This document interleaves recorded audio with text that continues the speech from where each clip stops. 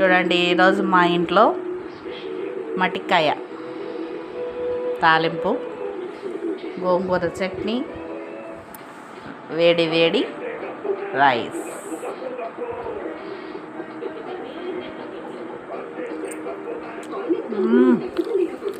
మటికాయ తాలింపు తింటే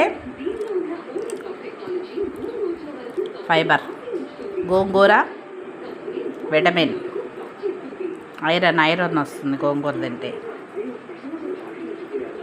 మీరు కూడా ట్రై చేసి చూడండి. ఈ వర్షానికి వేడి వేడి అన్నం, గోంగూర చట్నీ, మటికాయ తాలింపు, పీచు పదార్థం.